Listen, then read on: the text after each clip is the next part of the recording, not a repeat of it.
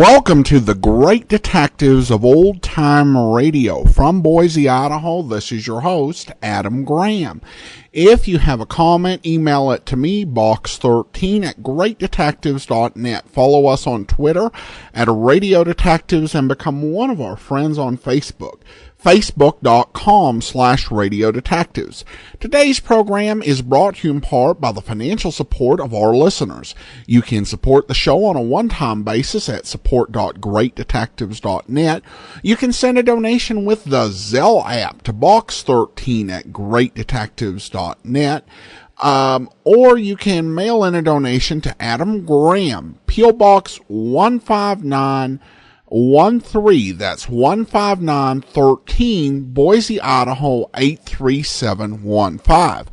Also, over at greatdetectives.net this weekend, check out my review of Blackjack Justice Season 4. And you can get my reviews automatically sent to your Kindle, and you can try that service out free for 2 weeks. Just search for the Great Detectives of Old Time Radio in the Kindle store. All right, well, now it's time for today's episode of Dragnet. The original air date, February the 23rd of 1954, and this one is The Big Pipe.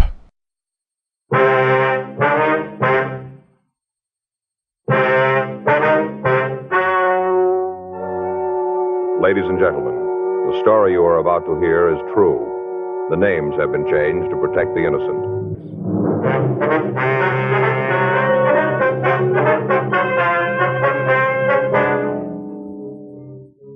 You're a detective sergeant. You're assigned to homicide detail. The body of an attractive woman has been found in a downtown office building, beaten to death with a piece of lead pipe. The killer has escaped into the city. Your job, find him.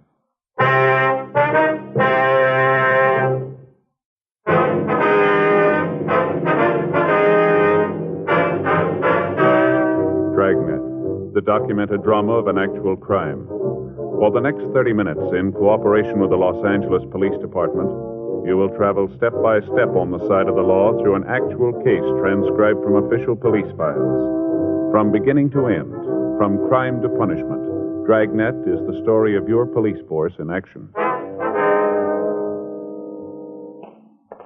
It was Thursday, April 15th. It was warm in Los Angeles. We were working the day watch at a homicide detail. My partner's Frank Smith. The boss is Captain Lorman. My name's Friday. We just left the murder room, and it was 7:40 a.m. when we got to suite 718, the building manager's office. Miss Joyce? Yes. You men cops? Yes, ma'am. We understand you're the one who found the body, is that right? Oh, that's right. I found her. Oh, it was an awful thing. This is my partner, Frank Smith. My name's Friday. Wonder if you feel up to telling us exactly what happened. Oh, sure. It's about the most terrible thing ever happened to me. Something we can get you, ma'am? Oh, no, thanks. Janie brought me some hot coffee. Who's Janie? Janie Alquist. She works the first 3 floors. She brought me some hot coffee. I see. She was up here, and they let her bring it. All right, Miss Joyce. Could you just tell us about it, please? Right from the beginning. You want to hear all about the whole thing? If you would, please. Well, I came on at 4, just like always. I punched in and came up to the 10th floor and started in. Got the things out of the closet on the 10th. Mm-hmm. Usually I start on the 7th, but now and then I like to do it a little different, and I start on 10 and work down. Yes, ma'am. What time was it when you found the body? Oh, just a few minutes ago. I guess about 7, right around in there. I only had 2 more offices to do, and I'd be finished. I just had 2 more when I got there. Yes, ma'am. You'd go ahead and tell us about finding the body? Oh, well, I unlocked the door, and I saw the light inside.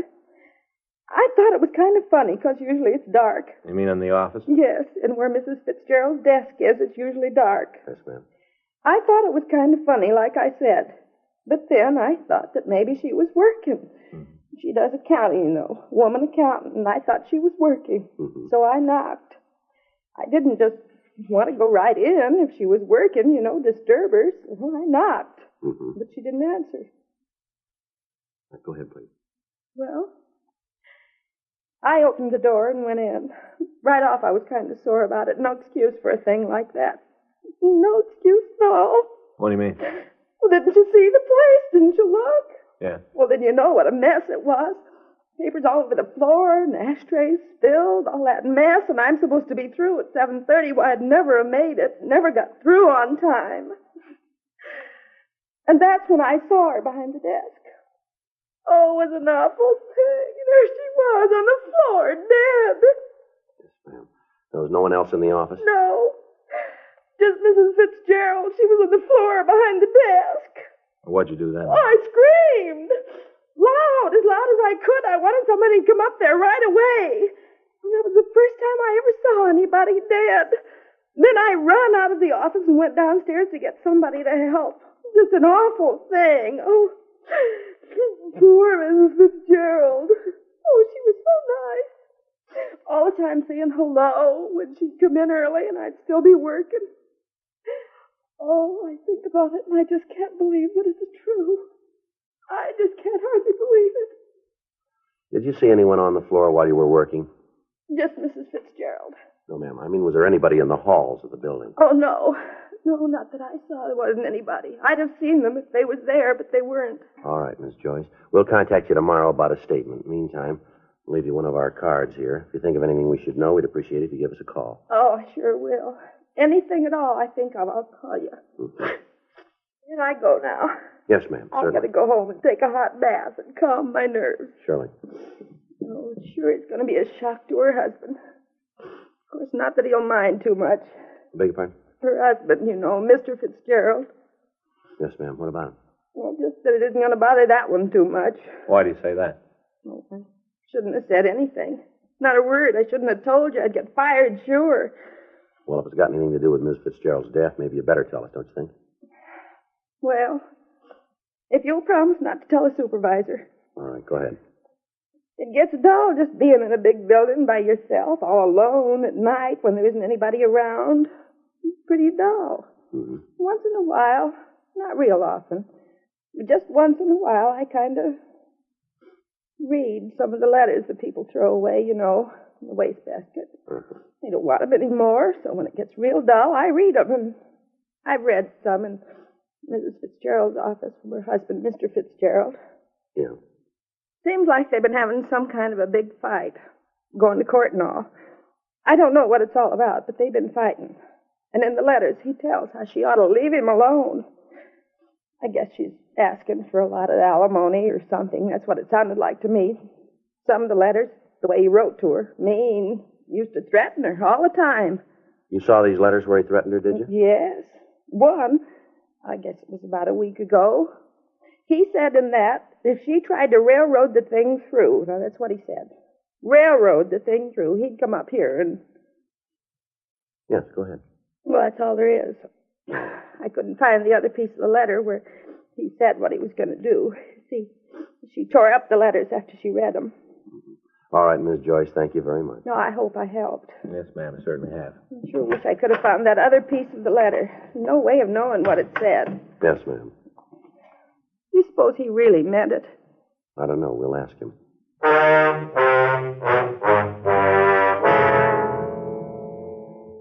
By the time Frank and I had arrived at the scene, the crew from the crime lab was there. Photographs of the entire room were taken, and fingerprints were lifted from the edges of the desk, from the top of a lamp, and from the molding around the door.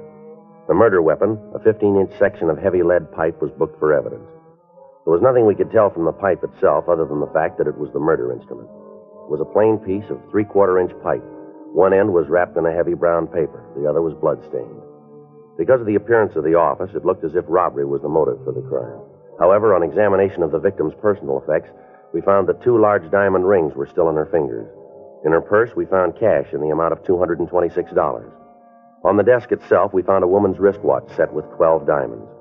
The fact that none of this had been removed apparently ruled out robbery as the motive. The other employees of the building were questioned, but they were unable to shed any light on a possible suspect. None of them had seen any unauthorized persons in the place after closing hours. People on the street in the immediate vicinity were questioned. The only lead we were able to come up with was that at approximately 7:02 a.m., a newsboy had seen a short, stocky man walk from the office building entrance. Other than the brief description of the man's build, the witness was unable to tell us anything. An immediate broadcast was gotten out on what information we had. From a telephone book in the victim's desk, we got an address for her husband, Oscar Fitzgerald. It was a men's club located in downtown Los Angeles. Frank and I drove over to talk to him. Come in. Thank you. Thank you very much. Sit down. I'll call for some coffee. You fellas want some? No, thanks. No, sir.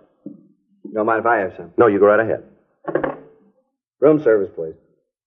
Kind of early for the cops to come calling, isn't it? Yes, sir, I guess it is. This is Mr. Fitzgerald, room 417. Would you please send up a pot of coffee? That's right. Oh, and send a large glass of orange juice, too, huh? Yeah, make sure it's cold. 417. Right. One thing I can't go is warm orange juice. Like a cigarette? Yeah, thank you. Now, what's this all about? What do you want to see me for? Well, when's the last time you saw your wife? Ada? Thank you. I guess a couple of weeks ago. Why? Well, can you narrow that down to a day? Why? Any special reason for me to? Well, we'd like to hear it. Let's see. I guess it was around March 30th. I can check it if it's important. Where'd you see her? With my lawyers, we had a conference to try and work out the divorce and settlement. What line of work are you in, Fitzgerald? I think you better tell me what this is all about before I answer any more questions. If this is some sort of trick Ada's trying, you tell her it won't work and she can get off my back. No, it's no trick. I think it might be better if you'd cooperate with us and answer the questions. All right, but I'm going to tell you going in that if you try to pull a fast one, I'm going to deny everything I tell you now. If you tell us the truth, you won't have any trouble. Now, where do you work? Right now, I'm between. What's that mean exactly? I'm an actor. Right now, I haven't got an assignment. Where'd you work last? Picture studio. Look, until you tell me what this is for, I'm not going to give you any names. Can you give us your movements for the past few days? Starting when? Well, let's try the day before yesterday. Okay, I got up and went out to see my agent. Of course, that was a waste of time. Hung around the office for a couple hours and then had lunch on the Strip. After that, I came downtown, saw a movie. I came home, took a shower, and then kept the dinner engagement. You prove that? If I have to, yeah. But you're getting no names until I know what's going on. All right, how about yesterday? What'd you do then? I got up and went out to my agent's. He told me he had a part on the fire. We went out on an interview. I was at the studio until about 4:30, and then we went back to my agent's office and had a couple of drinks. After that, I came back here, didn't feel too good, and I went to bed. Well, the man at the desk would be able to verify all that, would he? Yeah, just ask him. Fitzgerald, how'd you get along with your wife? Well, it's not any of your business, but I'll tell you. It isn't any secret. I hated everything about it. You ever have any fights with her? Not more than 5 a week for the past 4 years. You ever hit her? You know, people win money for answering questions on quiz shows. What happens if I answer the big one? Well, that depends on how you're going to answer it. We understand you wrote your wife some threatening letters now, is that right? I guess you could call them that, yeah. I told her to get off my back and leave me alone. Told her if she didn't, she was building more trouble than she could handle. You ever threaten her life? No. I'm not going to try to tell you that there weren't times when I could have killed Ada. There were a lot of them, but it wasn't worth it, not for her. What'd you argue about mostly? The divorce. I've been trying to get one for the last 4 years. Ada wouldn't see it. Finally, when I did talk her into it, the settlement she wanted was way out of line. I wouldn't go for it and told her so. What's all this about the fights and the threatening, anyway? Something happened to Ada, is that it? Yes, sir.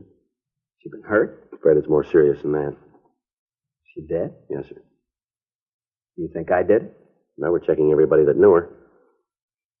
Okay, I told her there were times when I could have, when I maybe wanted to, but I wouldn't go to jail for her. Not ever. You got to find another boy, and when you do, I'll go his lawyer's fee. Yeah. How'd they do it? Piece of lead pipe. Bad? Yeah. Rough way to go. Is there an easy way?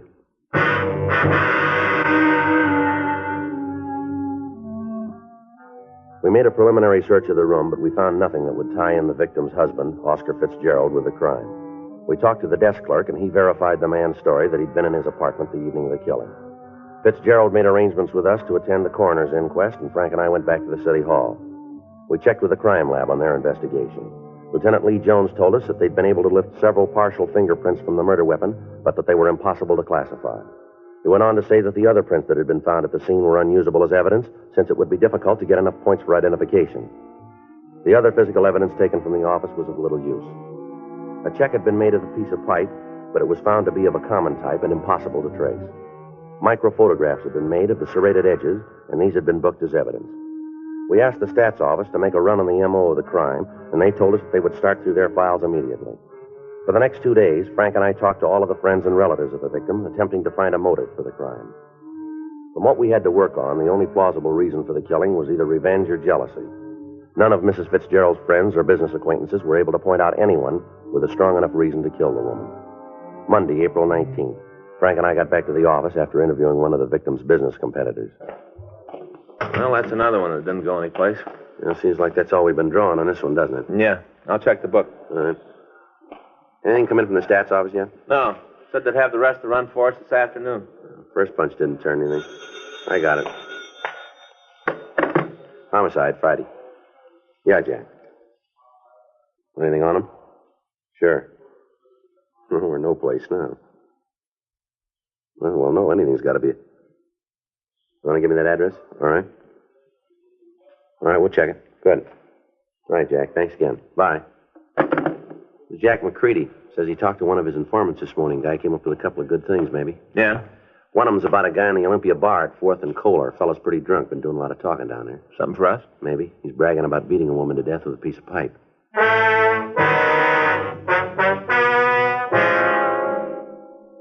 4:40 p.m. We left the office and drove over to the corner of 4th and Kohler, the Olympia bar. When we walked in, there were only a few customers in the place.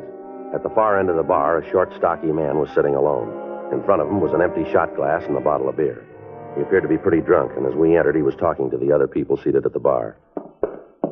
Any of you guys that don't believe it, you just come outside with me, I'll show you. Show you all, every one of you. Bartender, I got an empty glass. Now let's do something about it, huh? I need a drink. I think you had about enough of that, don't you?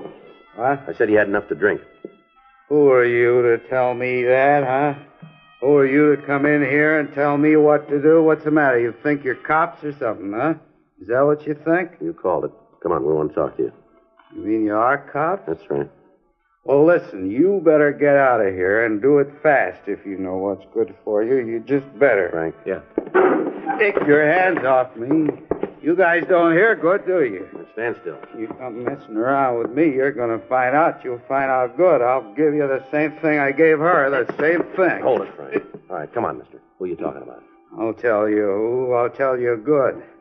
And you'll know, leave me alone if you know what's good for you. I'm talking about that Ada Fitzgerald, that's who. Ada. You go messing with me and you'll get what she got. I'm a pretty rough fella, you know. Pretty rough. Is that right? You betcha. You're not dealing with a kid, you know. Well, that makes it even then, doesn't it? Huh? You're not dealing with a woman.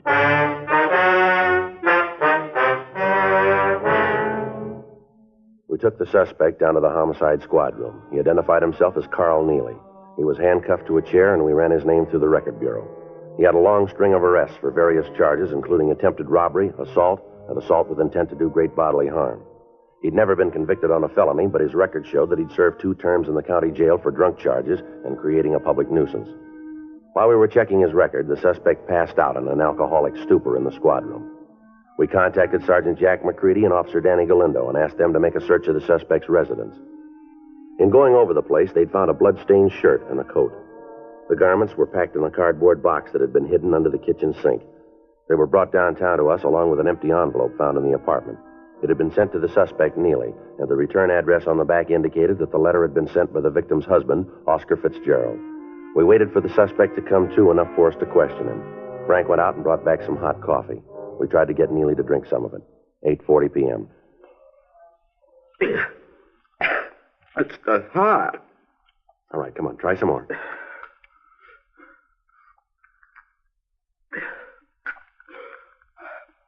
You're cops, huh? You've been the route before. Yeah. What am I here for? I want to talk to you about the Fitzgerald woman. Ada? Spouting off again. You said you killed her. Figures. Every time I get tanked up, I always kill somebody. It never fails. All right, tell us about the Fitzgerald woman. Nothing to tell. I read about it in the papers. This morning I started drinking. It always happens when I've been belting the booze. I right away tell people I killed somebody. These clothes here belong to you? Let me see. I don't know. Where'd you get them? Are they yours? I don't know. You got that many clothes? I know all the clothes I got. No trouble at all. You don't dress as good as me. All right, come off it, Neely. You're in trouble. Big trouble here. You sat in the bar this morning, told everybody about how you'd beaten a woman to death. We find these clothes in your apartment, bloodstains all over them. Here's another thing, this envelope. Where'd you get this? Through the mail, like it says. You see the stamp? You know Oscar Fitzgerald? I don't get mail from strangers. Sure I know him. Is it a crime to get a letter now? What was in that envelope? I don't think that's none of your business. Well, we do. What kind of dealings have you got with Oscar Fitzgerald? You used to work for him? Doing what? I took care of the place when him and Ada were married, sort of a general handyman. When'd you see him last? I don't know, maybe a couple of months ago, around there, 3 months. And what did he find so important that he wrote you about it? Look, he loaned me some money. He sent me a check. It was a loan, huh? Yeah.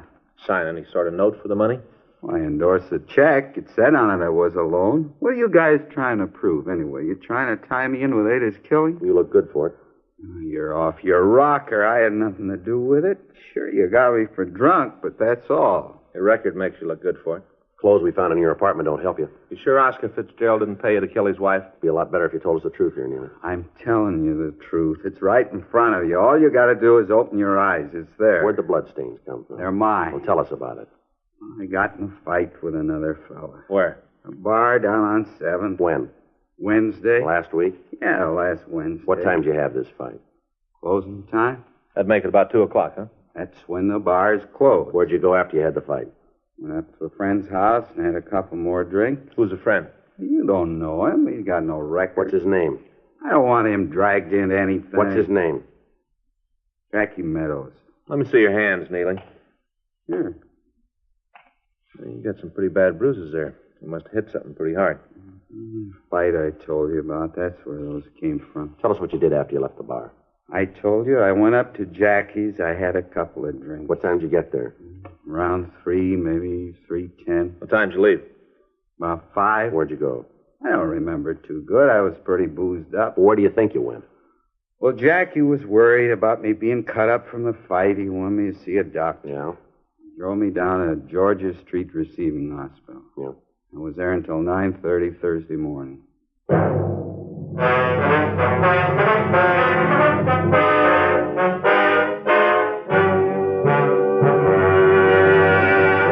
You are listening to Dragnet, the authentic story of your police force in action.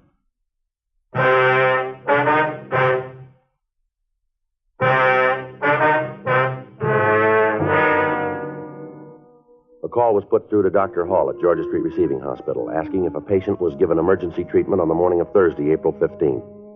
A search of the hospital records verified the story told to us by the suspect, Carl Neely. We checked through our crime reports, and we found that a miscellaneous injury report had been made. From the coroner's report, we knew that the victim had been murdered between the hours of 5 a.m. and 7 a.m. on that morning. We got in touch with Neely's friend, Jackie Meadows, and he also verified the suspect's story. He was booked in at the main jail on a charge of being drunk in a public place, and Frank and I started checking out the remainder of the list that the stats office had given us. Originally, there had been 12 names on the list. We talked to 10 of them. The 11th, a Norman Sitkin, had a record of burglary, attempted robbery, and assault with a deadly weapon. He'd been arrested and brought to trial on a charge of murder 3 years previously, but he'd been acquitted. The circumstances surrounding his arrest were the same as those in the Fitzgerald case. The main reason he'd been released a free man was the testimony of his mother, who had sworn that Sitkin had been home with her on the night of the killing. When we went out to his home, we found that he wasn't there. We talked to his mother, and she told us that he'd been in San Diego for the past 3 days. Under interrogation, we established the fact that on the night of the Fitzgerald killing, Sitkin hadn't been at home, but that he had been in Los Angeles. We put in a call to the San Diego authorities and talked to Lieutenant Mort Gear in the homicide detail. We contacted the hotel where he was staying in Los Angeles, and a 24-hour stakeout was placed on the location. Wednesday, April 21st. Frank and I got back from lunch. Better put in a call to Mort, huh? See if they got anything on Sitkin? Yeah. You want to do it? Right. Okay.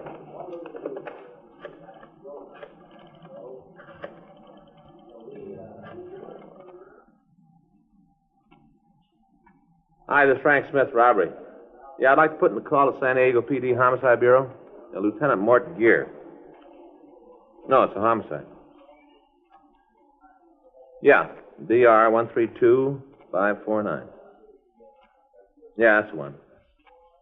Mm-hmm. That's 3268? Huh? Well, 58. Right. Okay, Sam, thanks.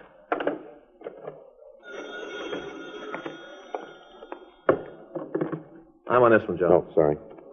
Homicide Friday. Yes, sir? No, that's right. When was that? Yes, sir. Right away. Cancel that call, Frank. What do you got? Sitkin just walked into his hotel.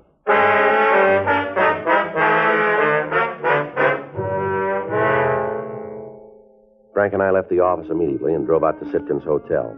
We talked to the officers on stakeout, and they told us that the suspect had just returned.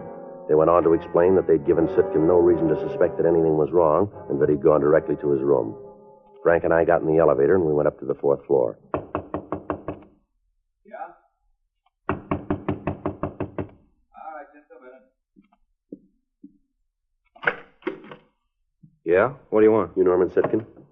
Yeah, what do you want? Police officer. Come on. You got no right to do this. Let me see your warrant. Get your coat, Sitkin. We want to talk to you. What for? What do you got to talk to me about? I got nothing to say. Get your coat. Why? What's the charge? What are you taking me in for? Suspicion of murder? You kidding? Well, you just keep thinking that. You mean this is for real? Come on, let's go. No, wait a minute. I want to know what this is all about. Is that so? Well, sure. Figure I had something to do with that woman who was beaten to death downtown. Fitzgerald, I think that's the name, huh? Isn't that what you think? Well, you seem to know all about it. Well, you're way off on this one. I got an alibi that you can't break. I can see you guys figuring because I stood this kind of beef once before, you can make it stick this time. Well, it won't work, cop. None of it fits together. I can prove where I was that night every minute. All right. That's right, every minute. You check in my house. Happens I was with my mother, just like the other time. All night I was home. You're going to stand on that? Well, there isn't any other way. Well, it's going to make it a lot easier then. What's that supposed to mean? We talked to your mother. She says you weren't home that night. She's wrong. You let me talk to her. She'll tell you. You just let me talk to her. She's sure you weren't there. She's willing to testify to that. Get out of my way! All right, come on. Want to get the cuffs? Yeah. Hold still. Funny, isn't it? What's that? Well, looks like he might have been good on that first killing, the one he was acquitted on. His mother might have lied on the stand. That's not going to make a lot of difference, is it? Huh? He's going to make up for it on this one.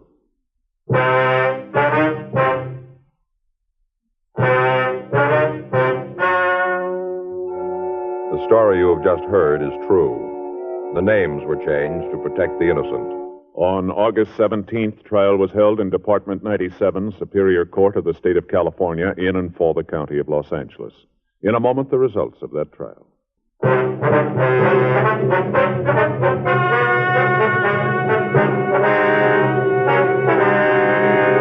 Norman Edward Sitkin was tried and convicted for murder in the first degree. On recommendation of the jury, he received the maximum penalty, and on July 19th, he was executed in the lethal gas chamber at the State Penitentiary, San Quentin, California.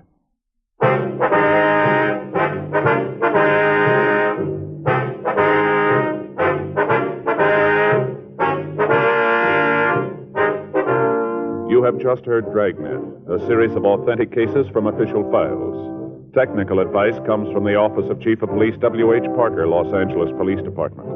Technical advisors, Captain Jack Donahoe, Sergeant Marty Wynn, Sergeant Vance Frazier. Heard tonight were Ben Alexander, Virginia Gregg, Herb Ellis. Script by John Robinson. Music by Walter Schumann. Hal Gibney speaking. Watch an entirely different Dragnet case history each week on your local NBC television station. Please check your newspapers for the day and time. Chesterfield has brought you Dragnet, transcribed from Los Angeles.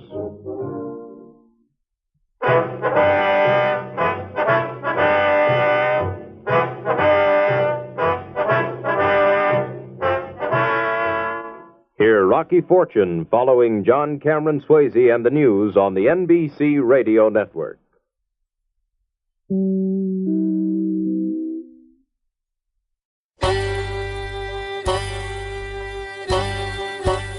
Hi, this is Andrew from OTRWesterns.com. I wanted to invite you to come take a look at our site where we put out podcasts of old-time radio westerns. Check us out at OTRWesterns.com. You're listening to The Great Detectives of Old Time Radio with Adam Graham. Now let's get back into the show.